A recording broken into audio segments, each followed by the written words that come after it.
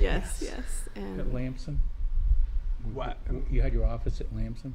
Yeah, Dan worked for me for 7 years, something like Possibly. that. And then worked for we me continued. for a while at my current company. He contracted and did a bunch of work for us. So Not anymore. They don't work together. long-standing positive relationship Yes. with the Bramers. Definitely. Yeah. Well, thank you for joining us. I don't know if you guys have talked at all, or if you're just barely sat down. We haven't opened the meeting, so. Oh, so let's officially do that. Mostly on time. Recording in progress. There you go. Thanks, Dan. So really appreciate both of you coming in. We met a week ago Monday, roughly.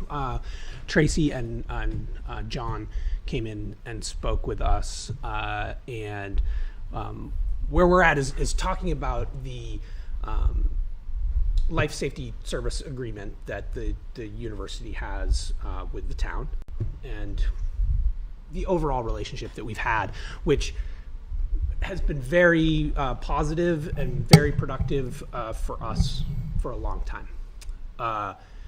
At town meeting 2022, I think, in the closure of that meeting, we were charged by the town to, in particular, look at the relationships we had with any of the nonprofit, tax-exempt folks in town. I don't know the exact percentage off the top of my head, but it's, there we go. 53%. Yeah, 53% of the town of Plymouth is non-taxable. The hospitals, the various doctors' offices, nonprofits, and certainly the university being the biggest of those. And so they challenged us as, could you go back to those nonprofits, see if there's any opportunities for us to get more revenue, more pilot agreements with the other nonprofits, to help defer some of the increases that we've been seeing. So obviously it's been a very, and you know this with the hundreds of contracts that you all have, it's very, very tough with inflation and the inflation that we've all been facing. You, us, our revenues come primarily from property tax in New Hampshire. And we're in the 4th year of our existing life safety service agreement with the university, which has been at a fixed rate of $400,000 a year for the past 4 years, which I think has been a really a good deal for the university, because in that time, certainly, again, we've faced a lot of cost increases and a lot of inflation. So that's really the context of why we're having this conversation. It's not a situation where we don't believe that there's anything wrong with our relationship with the university. In fact, I think since Scott has come on board, that relationship's only gotten stronger. And through COVID, it was I think we had a very mutual respect and support between the two organizations, right? And we are aware that the university has a lot of pressures from lack of state funding in the state of New Hampshire for higher education, downturn in student enrollments, all of these sorts of things, right? We're not entering into this engagement thinking the university is flush with cash and growing at a wild rate, and we want to hitch our wagons to your growth and somehow ask for a lot. So that's a bunch of context. When we talked to Tracy, her position was pretty strong, that the university didn't feel like they were really in a position to offer any more than what they offer today in terms of cash contribution to the town. And I think we understood her perspective.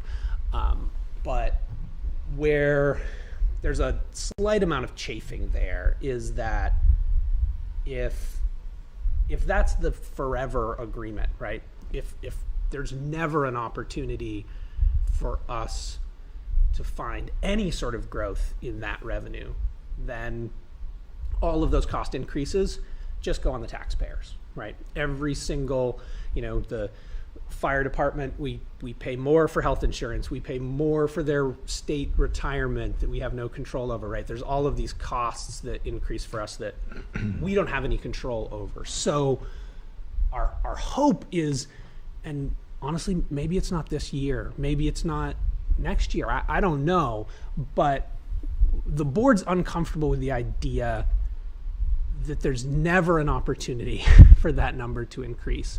And that's, I think, at least for me, where I'm interested in having a more open dialogue about what's possible there, because never seems not super tenable for us, but we also understand your pressures. So that's the context. Am I missing anything else?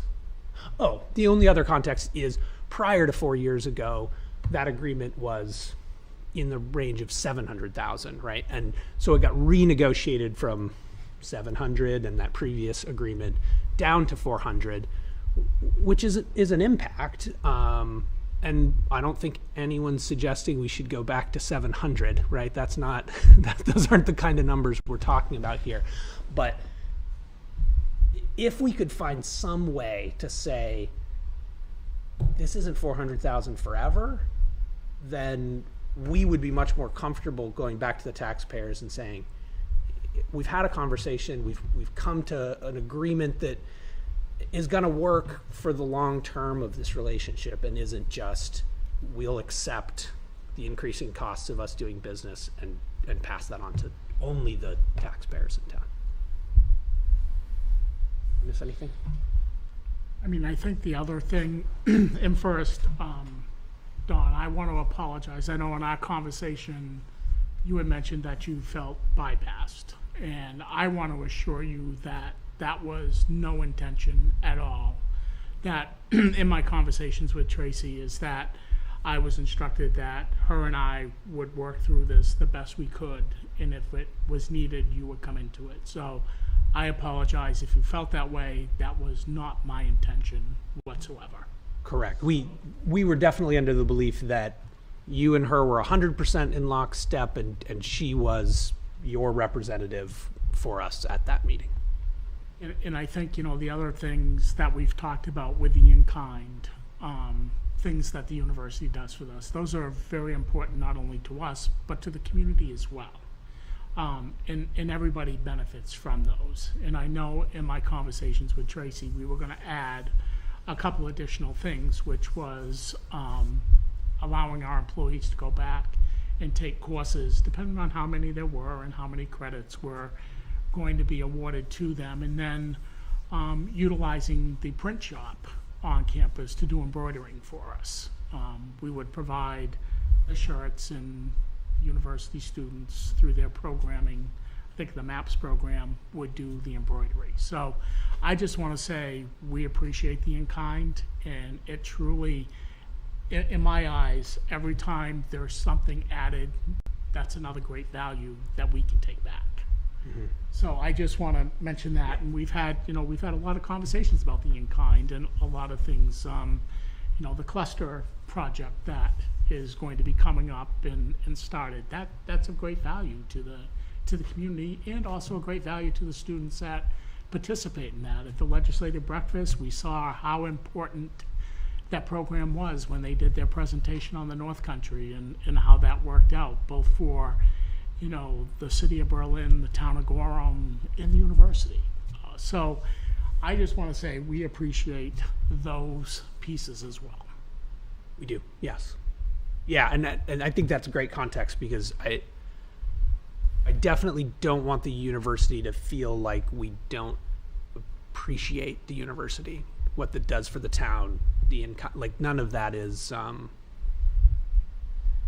none of that's ignored in this conversation. And it's really, I think the long term is really what we're talking about here, and how we can make sure that something works. I think the other thing is, I wasn't here at the time, I think maybe Bill was, I don't know, but how did we get to the $400,000? Nobody seems to know how we backed into that number.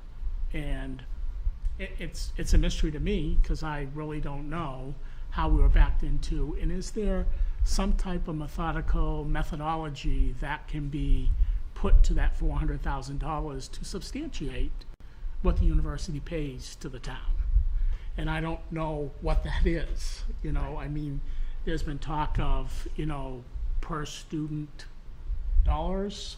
A percentage, is it a percentage of the town portion of the tax rate?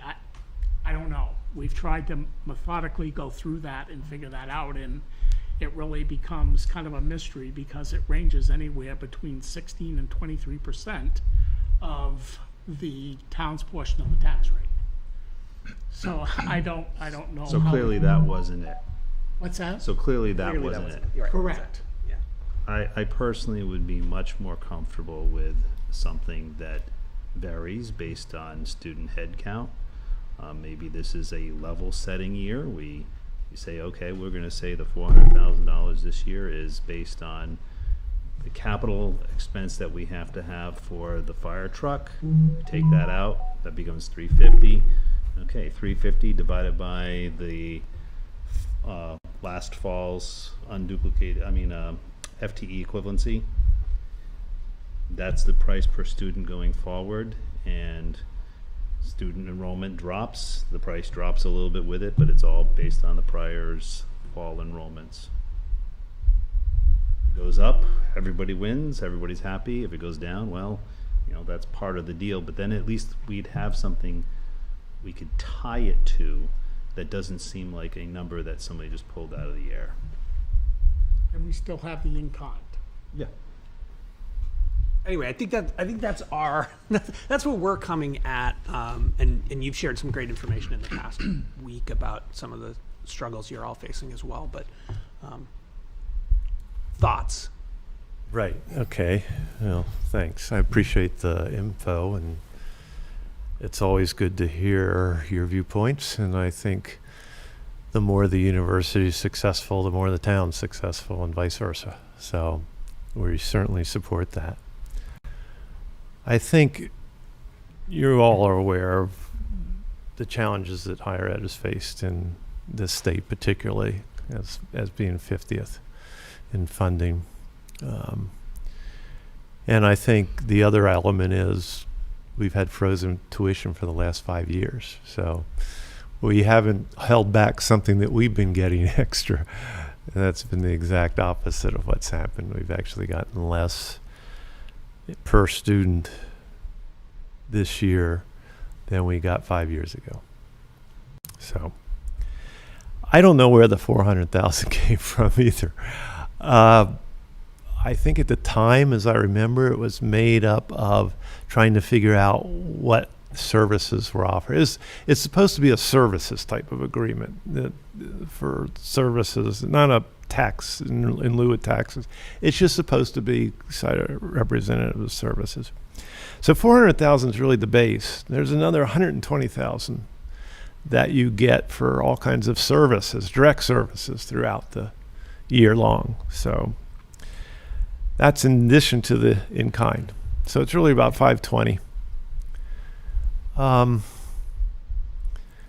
I'm more than willing to share what we got with the town. I'm not trying to hold anything back. We'll lose roughly 900,000, $1 million this year, and $3 million next year. Salary increases have been very small, 2%. So, there's a certain tug here between trying to give the employees something that offsets inflation, while at the same time really not having any more income come in for 5 years. So I know when I came here, Plymouth was on the cusp of trying to figure out what to do. 2008, I think, was the peak incoming year. except for when they sort of threw the doors open. And I think it was the year I came here, 2015, we got a big class. Didn't stay, but it was a big class. So over the years, what we've really tried to do is create a Plymouth State University that is positioned well to be a leader in education. That's why we do the cluster projects and what clusters about. So why we try to be more relevant to the state. We've done lots of projects all over the state for different individuals and businesses and nonprofits and towns and locations, trying to help them. In essence, we've tried to stretch as much as we can to create an education that both benefits the students and benefits the community that we serve, or the state that we serve. So I'm not saying that we're never going to change the relationship and dollar value. If we have it, I'm more than willing to share. I'm just trying to tell you that in this environment right now, we really don't have it. I think we are delivering a great education, and I think we want to keep doing that. I think that's part of how the future is built. And so we have to think about the future. But I think also we're trying to really manage costs as well as we can. It's a lot smaller payroll than when I started here. I think we've made changes that make the education at least as effective or more effective. And we're actually a model for many universities on how to give an education to college students that is really relevant to the challenges of the 21st century. And I'm proud of that. But it still hasn't translated financially. It's helped us. I mean, we're doing much better than our sister institution. But at the same time, we're not completely on a great path forward. And so I think it's the benefit of the town as well as the university to position and get PSU positioned so that it is a strong leader in education and can be a bigger contributor to the town and the community. So that's kind of where we are. We're trying to share all the information and be as transparent as we possibly can. We also want to share any benefits that we get and can bring to the town, and that's why we're trying to help the town out with the cluster project and why we've got in-kind things as much as we can do, and we've got a lot of pieces of that in-kind. So I think that's just the reality I face, is that tug of war in about 4 different directions to try to keep things balanced and at the same time keep the university moving forward so that it is here and it is strong in the future and that it's turning out students that it can be proud of. So that's kind of where we are. I have no problem with talking about what we should do in the future and how we can work things out. I'm just trying to be candid about the situation right now and the limitations we have, so that you understand that we're not holding something back from you. We want to be as supportive to the town as we possibly can be. I want to be as helpful to this community as we possibly can be. The realities we face as a world of higher education that's in upheaval right now, and particularly challenging in New England and New Hampshire, of course, is the most. My comparator institution, Bridgewater State, down in Massachusetts, southern Massachusetts, has about 7,000 students. Gets 25% of its support from the state of Massachusetts. Pays the town $87,000 a year.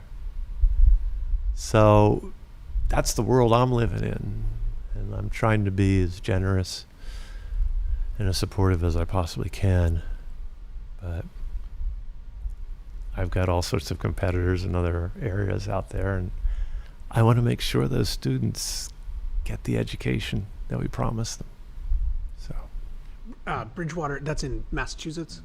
Yes, at least they have the advantage there of income tax and sales tax. And I agree. Right. I agree. We have that unfortunate limitation here. No, I understand that. I mean, I think it's good to understand both our vantage points, and we're all challenged in New Hampshire. And I think the issue is, how do we work forward to be successful? And I think in partnership, that's the best way to do it. We actually stretch some to do this, to provide this support, and have continued that support through the years, even though financially it has been a more challenging environment each year that I've been here. So, what do you think, Lourdes? I can definitely see both sides, right? Yeah, I think we And both can.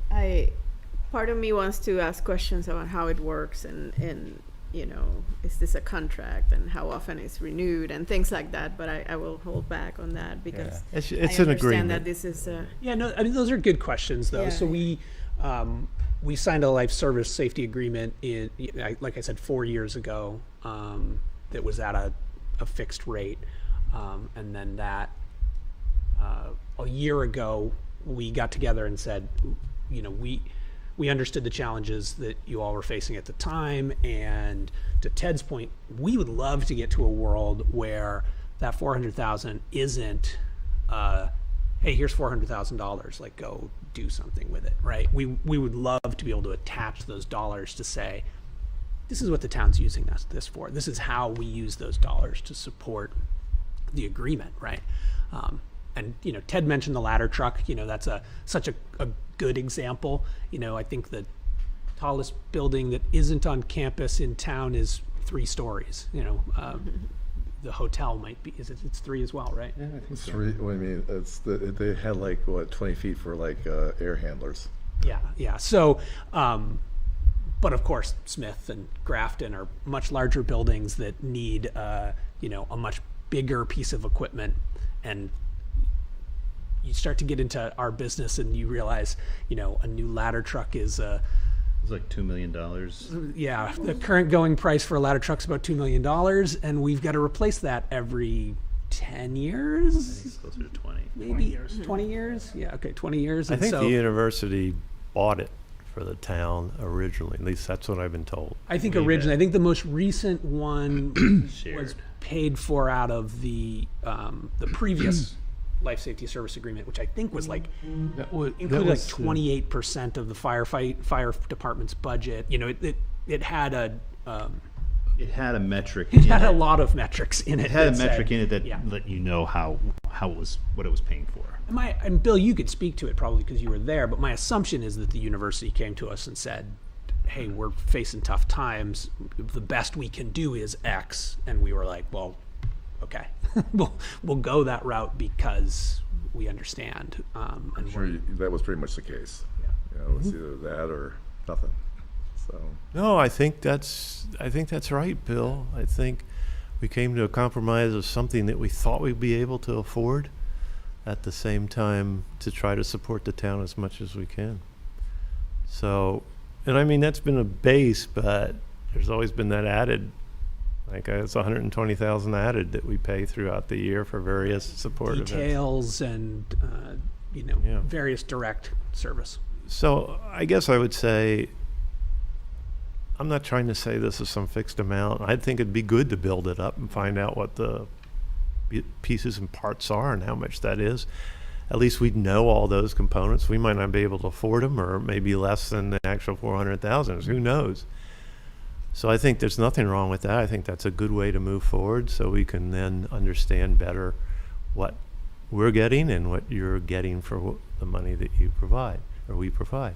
can put together some kind of model. We're talking about a 1-year life safety agreement and services. Well, our current agreement. one was a year. Yeah. The most recent conversation we had was another 2-year extension on the 2-year. existing agreement. Okay, so we're talking about a 2-year period of time. Possibly. We could make an agreement now, but can we, in that agreement, have a stipulation that we will start the process of figuring out the nuts and bolts that add up to the costs that the town needs. Sure. I don't see anything wrong with that. Zach, if I Yeah, can. please. I've put some thoughts together and just tried to methodically think this through on how we can come to a resolution. And I'm going to read this because I needed to put it on paper in order to be able to formalize it. And in my role as town manager, I put every effort into prioritizing the collective well-being of the entire community.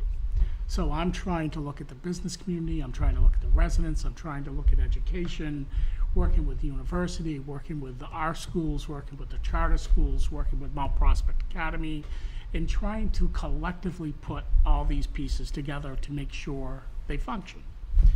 And I believe when we focus solely on the problems we are faced with, the issues only become further involved by our tendency to be consumed with them. So we're focused on the $400,000 and how can we get past that. And I think when we understand the issues, as we've talked through tonight, both from the town's perspective and the university's perspective, but take a solution-oriented approach, we then have the opportunity to transcend the problems and further advance what is working well. I'm just hopeful that we can continue to strengthen the partnership with Plymouth State University and the town in this way. And I think part of that, Neil, is what you just said is, maybe we're moving forward with the amount that the university provides today, but having maybe quarterly meetings on how we can move this agreement forward that's suitable both for the town and for the university, but recognizes a methodical way to back into that $400,000, whether it's by student population, which I think makes the most sense at this time to go that route, or is there another way? But going 10 months without talking about a solution does neither party any good. Is that I think we need to meet on a quarterly basis to talk through what the solution is going to be, what our resolution can be as we move forward. Number one, I think it keeps the communication lines open between the university and the town. Number two, it shows the taxpayers in this town that we're trying and we're working with the university, because whether people want to face it or not, we are an educational community. And that is a fact, and we benefit from it, you benefit from it, but we need to come to that resolution on how we can move forward and make it an equitable partnership as we move forward. Well, I would say this. I think that's great. I have no problem with it. But I think what we've got to look at when we're looking at this partnership is how it becomes something where we really, the investment we both make into this partnership is that it builds the town and it builds the university. I think that's the perspective to take, because the only way we're going to be able to contribute more is the more successful we are as a university, and vice versa. Our planning board and planning department are working very hard to find ways to develop a commercial base in the town, which would, supplement our tax revenues. And I think that if the university could collaborate with us and help us to develop our town brand, which is, environmental stewardship, basically, and try to attract people to our town that are interested in environmental stewardship, and in students who are interested in it. It's really a growing field, and I think that's a great idea. we just need to work close together, and I think the more that we do together, the better the relationship with the town will be. I agree. And we've got all those talents. And do that. hopefully that's what the cluster project brings back Yep. to the town, is looking at all those aspects with a diverse. And then I think implementing it, and we can help with that as well. One other area I would love the university to at least consider is if you are continuing to see contraction of your student base or any of those things, is if there are buildings or properties on the edges that you feel you're not making, heavy usage of to meet your mission, and just as not a specific instance, but for example, you have the church that's on Main Street. If at some point the university decided this isn't a building that we're actively using to build our base or to grow, our student population, student success, educational mission, sell that building and put it back on the tax roll. That again, just as an example, that building going back on the tax roll would generate $10,000 of additional taxes that we don't get today. So if there are instances like that, pieces of property that aren't being heavily used, buildings that, as you go through your own struggles, if there are those chances or those moments where you're like, this building doesn't fit, that would be a huge benefit to us, especially, the Main Street corridor is very limited in terms of real estate. Building up that downtown, expanding, the commercial opportunities there. It's a challenge. We're pushed by a river. We're pushed by the university. We got that narrow corridor, and so most of our commercial activity and development has really happened out on Tenny Mountain Highway. But and I think that's good for everybody. But the healthy downtown is also huge, right? It's huge for that first experience, that first impression when students come here.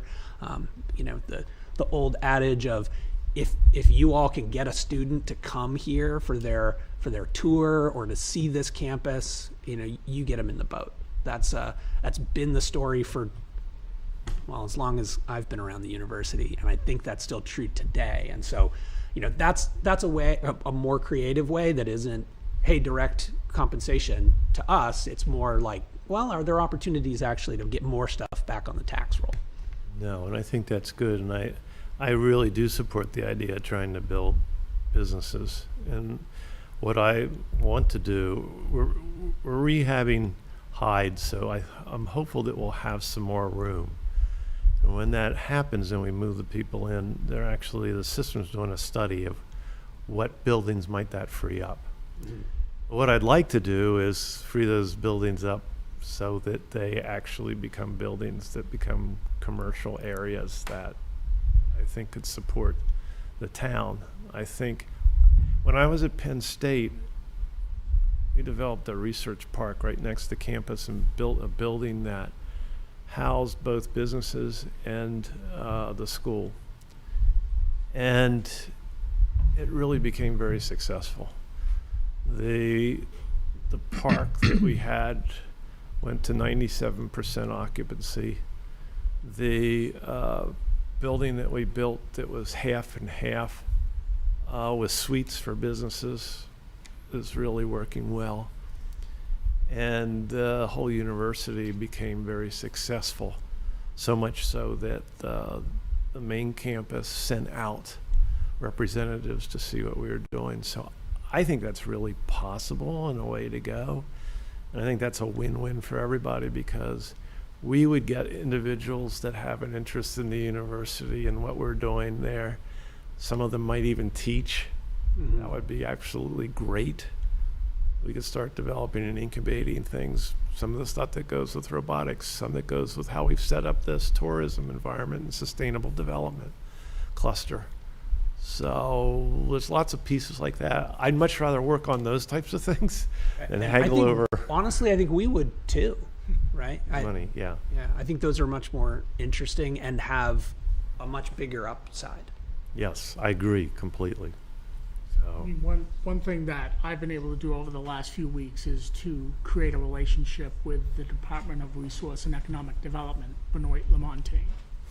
And I just had him up to Tenny Mountain this week to meet with Stephen Kelly, the developer up there. And from that, the Commissioner of DES is coming up.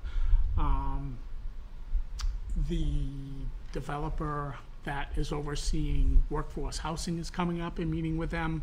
So I think we've been able to start to establish that relationship, and having Benoit in on this discussion as well as the cluster project could bring a lot of good to the town of Plymouth. Yeah, we've been talking to them for quite some time while they work out some of their financial and investment issues.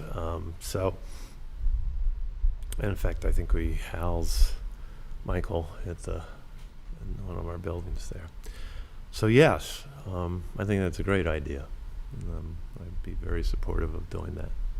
I have another question. Not long ago, you must have been involved in lobbying the legislature for construction at Hyde Hall, rebuilding the building. And did you, what kind of feeling did you get from the legislature? I'm sure you had to defend yourself. The legislature, when they have some one-time money, do try to invest in the campuses. And I've often felt on the capital side that there's been support when we needed something. They helped us build the Health and Human Performance Lab that was there. And they've helped on Hyde, and they've spread it over several years.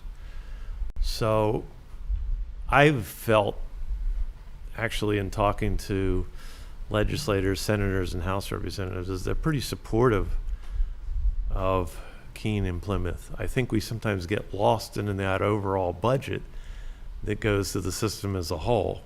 And what we tried to do this year was start to break out Keene and Plymouth separately, because I think there is a desire on the part of the House and the Senate to make sure that Keene and Plymouth stay successful and grow and develop.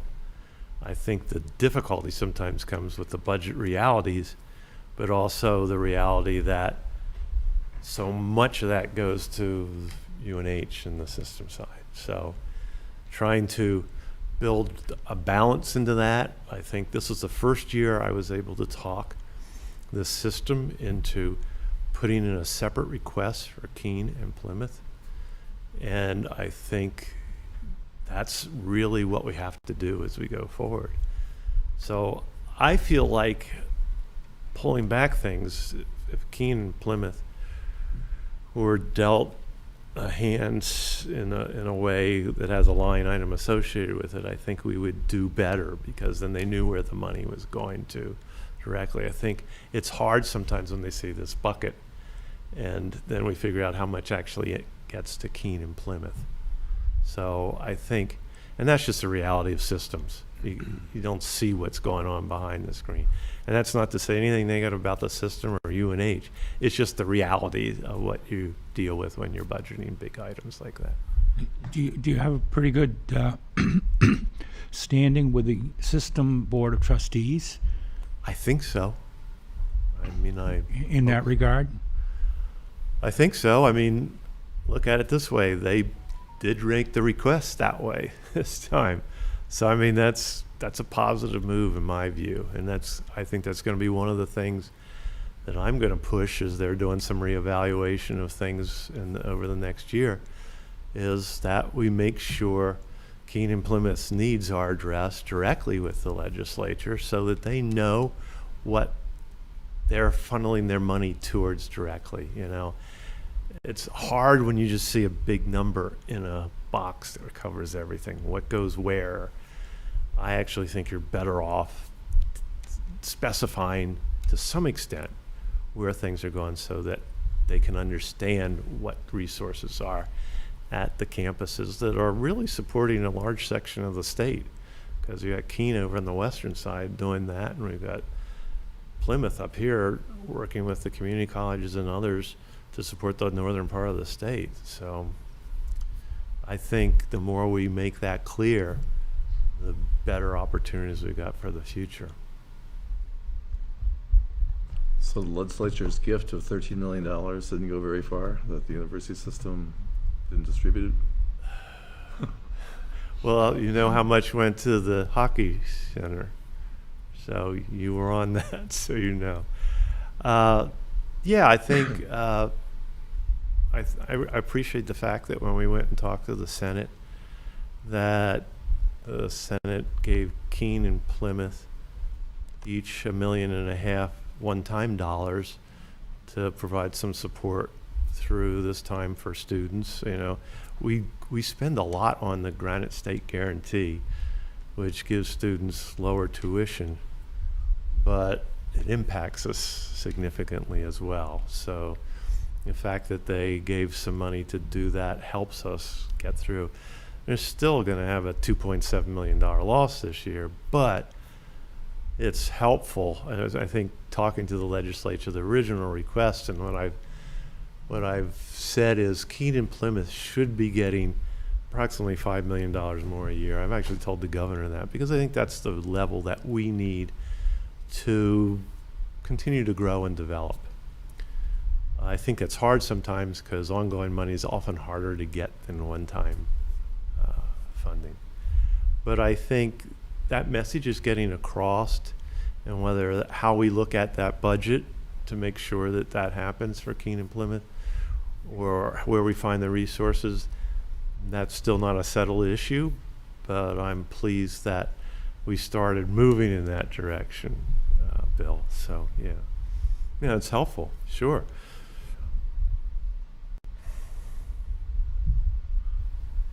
That sounds encouraging. Good. I think the story is a good one, or I wouldn't have still be here, I'll tell you. But it doesn't mean that we don't have huge I heard you challenges weren't along going the to way. stay this long. Originally. What? Originally, I heard you were only going to stay a few years, and Well, it seems like you're staying longer and longer. we're not through yet. We're just not through yet. But I still believe in a pretty bright future for both the college and the town. So, and I think the more we work together on building that, the better off we're going to be. It's really a working man's college. It is.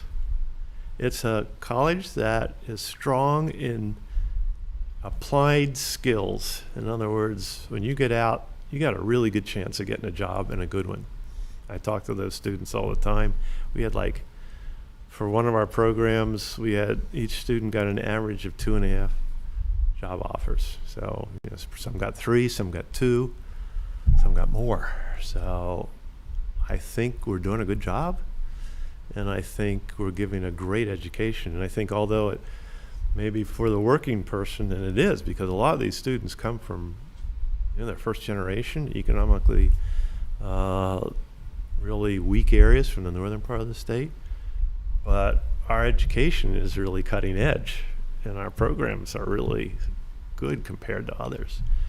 So we've found a good mix and a good place to be, and I think that's why we've been more successful in retaining students over the last couple of years. So I think it's got a bright future, and I think the town's got a bright future, and that's why I'm still here.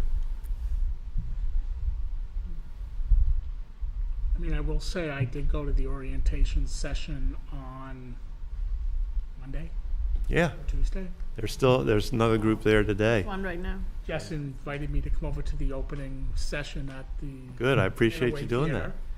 Theater. And I thought it was my responsibility to go and listen to what the university is projecting to the students. And I have to come away saying that Jess and her team do a wonderful job about community responsibility, community pride, and making sure you are part of the town of Plymouth community.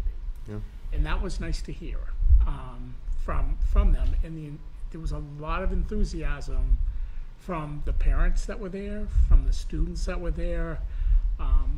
And it felt good to walk out of there knowing this is what the orientation is all about, of coming to Plymouth and it being a community that both university and town work together on. That's what I walked away from there hearing at that orientation session. Very So, much so.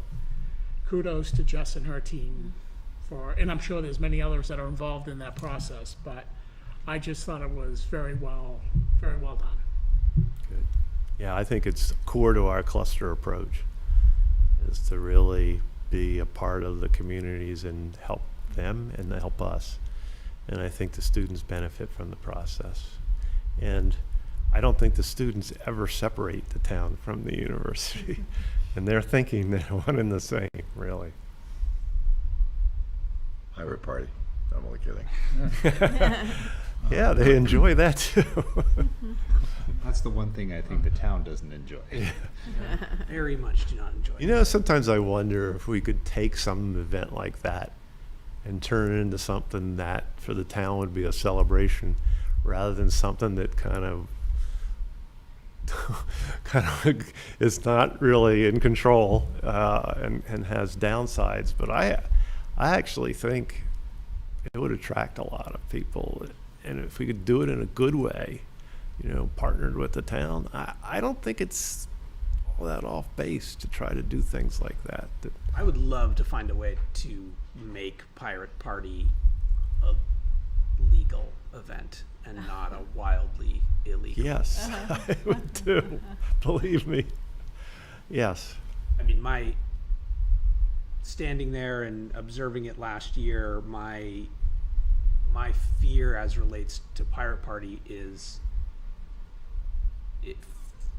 at the scale that it's operating and the way it's operating, it feels like only a matter of time before someone's going to get hurt really badly at that event.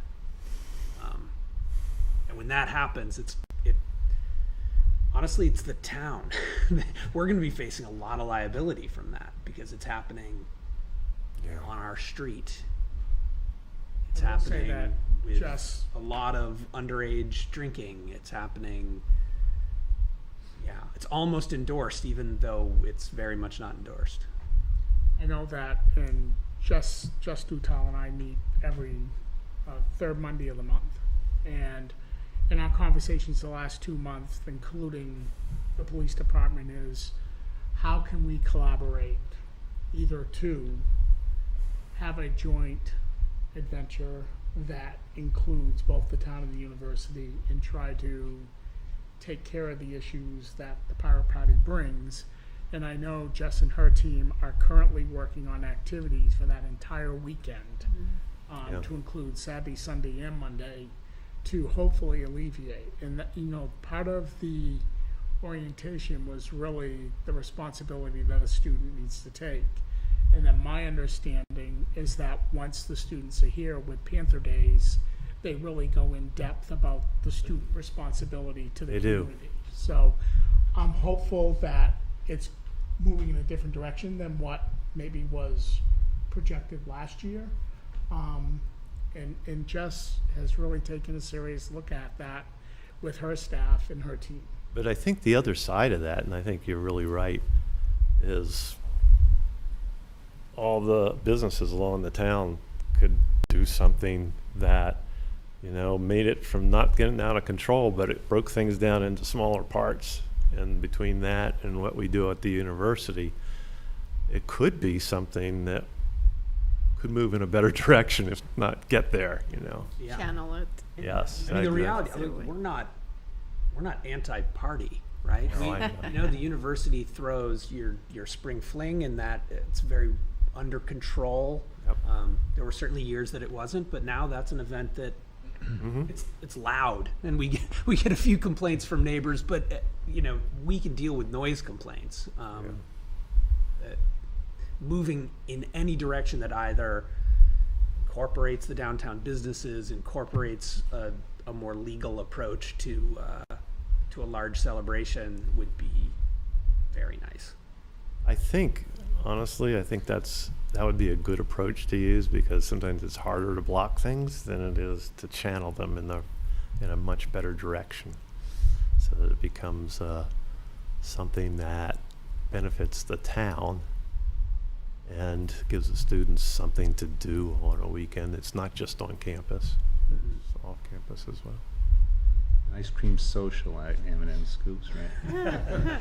Mary Ann's not here, so I can talk. Yeah, no, I mean, all that could be, I mean, businesses could advertise it, and then we break that center hub thing where it gets in the streets apart and I mean, make it even- manageable. Even the sense of a street, we close the streets for parades, we're not even above closing a street for an endorsed activity.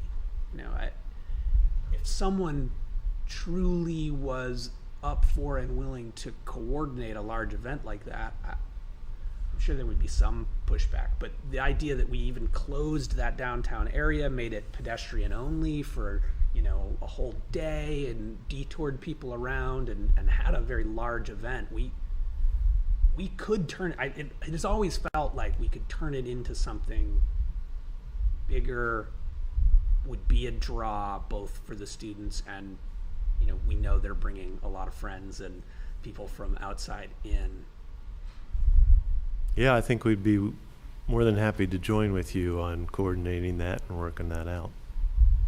Right now, it's something we really don't have control over. And Either of us. I right? know. Yeah, it's No.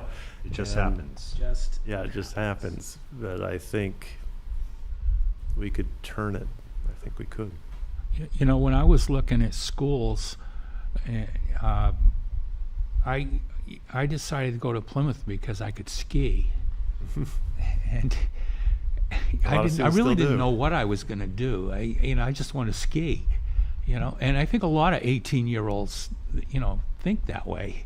It might not be skiing, it might be something else, but I don't think students come here to get drunk every night. No. Really. No. It's that can lead to a lot of problems down the line in life, and I've always hoped that we could somehow push back on the heavy drinking. I know that it's a problem at a lot of schools.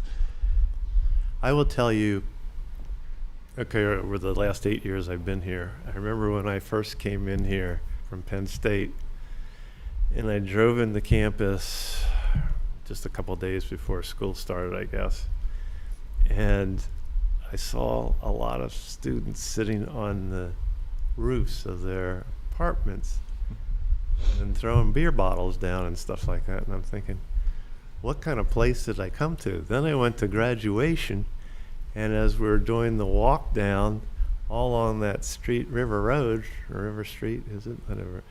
Along there, they were shaking champagne bottles and squirting them at us. And then when we had graduation, some of those students were so inebriated that when they grabbed a hold of me, they were just using me when they shake hands, they were using me to hold up. I haven't seen any of that in years. I actually think it's so much better right now. And I'll tell you, one thing that I found that's actually helpful, they eliminated the tailgating at one time, and we put the tailgating back in, and we allowed the students with managed situation to go there, along with lots of alumni that came. And I actually think when you do those things and you more manage them, you actually make it so that students don't go off and Right. do those types of things. they So, become if you manage them, they become manageable. yeah, I think so. I really do. Yeah. And I think the university added, is there beer on campus somewhere now? We too? were talking about it. We Okay, so haven't that done didn't that. actually happen. We didn't do it. I no. thought at one point there was talk We about do pub, have it at like spring fling and things like that. We'll set up a little like beer garden. beer garden. Yeah. Yeah. And I'll say, even 20 years ago, that was not, was much more like, Yeah. no, you do that in your Yeah. apartments, that is not an endorsed activity. And I think Yeah. you're right that doing Yeah, that we're trying to makes it create more- responsibility with doing that, and I think it's actually working. I think we just had graduation. We didn't find any bottles in there. Everybody was, I mean, really in step. I mean, I thought it was really good. I was impressed with the students. Still have Thirsty Thursdays, or is that a thing of the past? Well, he's still, I Only mean, so much you can manage. yeah. I mean, I hear everything because I'm right on campus, and particularly when it's warm weather and the windows are open. So it's still there. It's, that's what we're trying to do. That's why we make events on Thursday, Friday, and Saturday nights now, so that we try to make those alternatives. Hasn't turned everything completely around yet, no. But I think it makes progress over time, over the course of time when students are here. Peer pressure. Yeah. I've had students say to me, I didn't come here to get drunk, I came here to learn. And that's my philosophy on things. It's a great opportunity. It is. It is. So where from here? What are we going to do for the agreement this upcoming year? Are we going to go with the 1 or 2 year extension, or are we going to do something different? Well, that's the big question, right?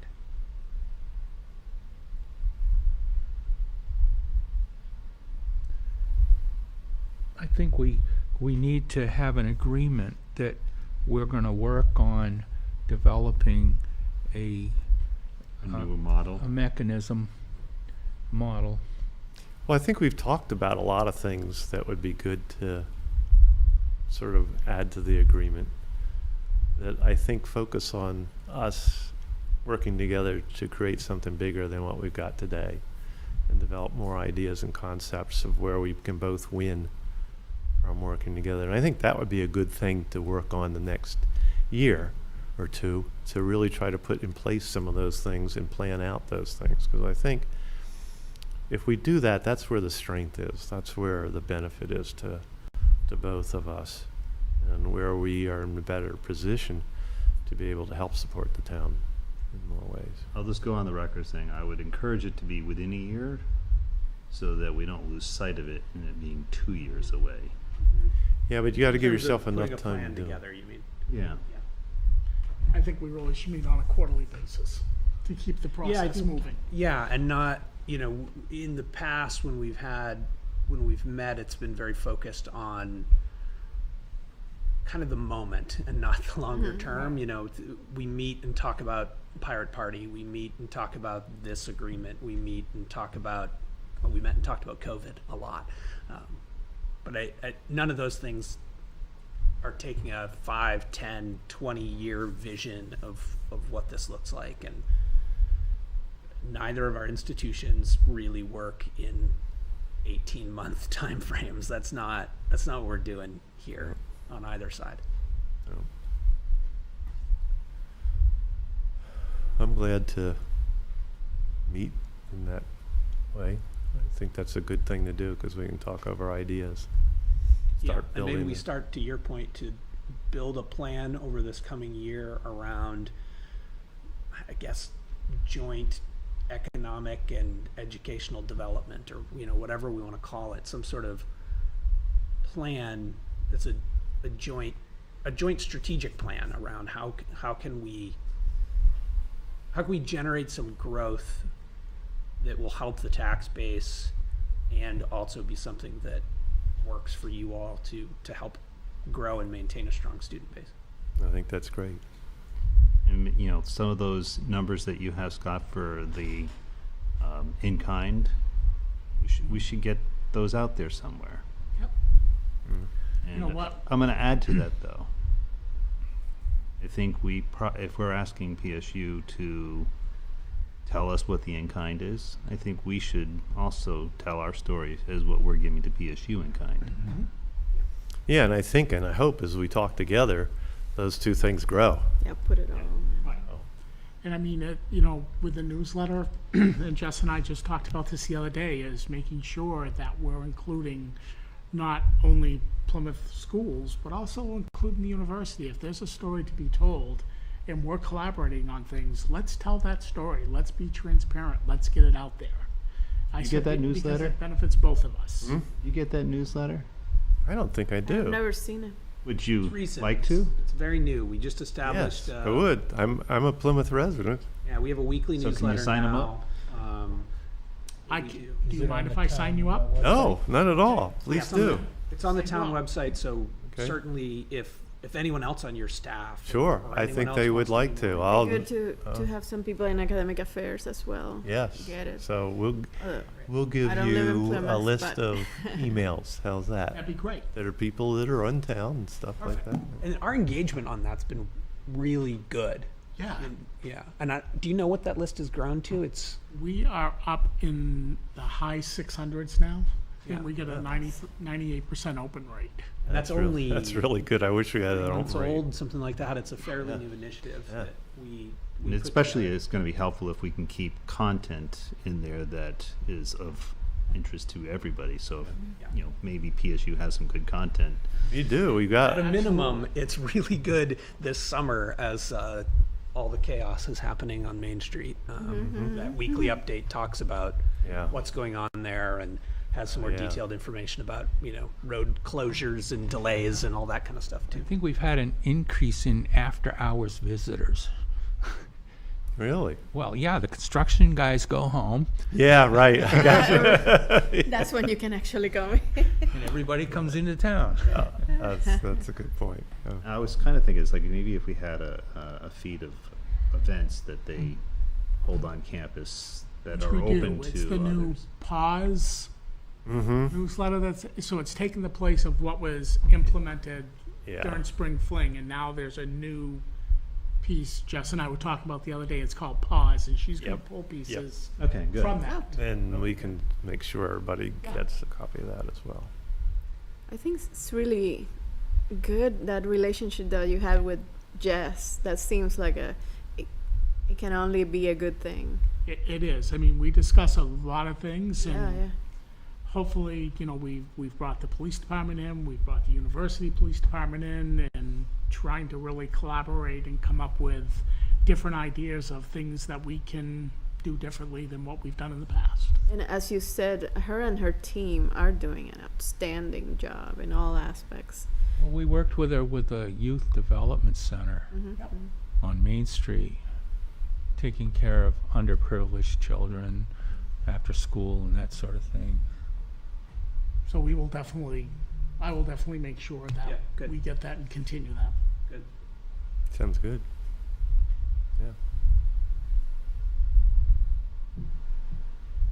It's a good meeting. Yeah. Thanks for having a candid conversation. for- I think Thanks for that's coming. good. Thank you for letting me crash the meeting. Always happy to see you. It's been a long time. I know. Used to be every Sunday. I was It has over been a watching long football time. with Dan, but Yeah, or we've all been busy and COVID. bonfires. and- Yeah. Yeah. She's still going to be really busy, I'm afraid. But I don't know. Lourdes was always a pretty busy faculty yeah, member. she has. That's what prepared her for her job. She's got. I've been training for this without realizing it. Yeah. So Zach, is there going to be a motion on how we move forward, seeing July 1st is in 2 Imminent. days? So if everybody's agreed that we will do a 1 or 2 year at the current arrangement, with the provision that during this time that we work on finding a model that is defined by more reasonable metrics that both the town and PSU can understand. I'll so move that. Second.